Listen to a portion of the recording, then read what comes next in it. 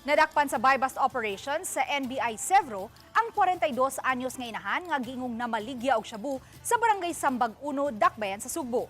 Ang detalye sa live report ni Alan Domingo. Lan? Luan ang kakabos o tumang kalisod ang gihimo ng usab nga hanig nini nga babay nga nadakpan atol sa bypass operation sa National Bureau of Investigation gumikan usab siyang pagkalambigit sa pagpamaligya og illegal nga drugas.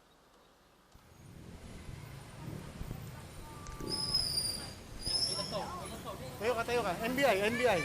Kini ang kuha sa body cam sa mga operatiba sa NBI Sevro atol sa gipahigayong bypass operation sa usa ka siradong gasolinahan sa Dan J. Alcantara, Barangay Sambag 1. Nadakpan nila ang 42 anyos nga si Alia Silina. Kinsa nakuhaan og gagmayng pinakiti sa giduang shabu. Sa unang tanaw, murag makilimos nga nagyaka lang ang suspek kauban ang ubang mga tao sa dapit.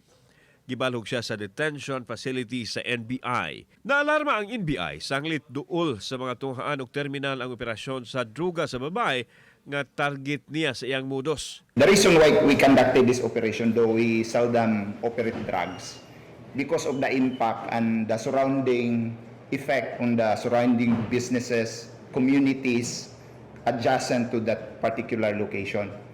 It is very close to a school. There were at least 3 schools and a bus station.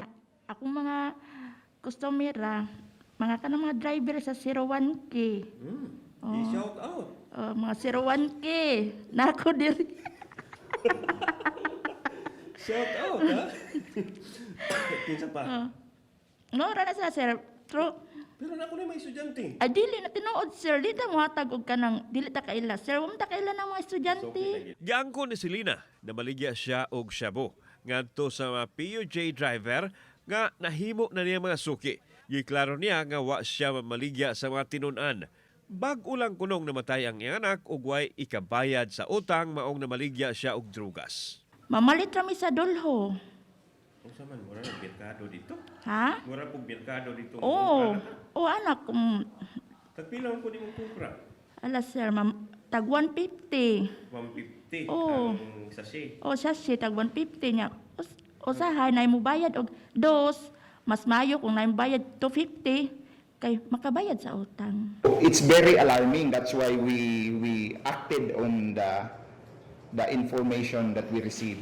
So there were series of test buy, and eventually we decided to conduct an entrapment operation.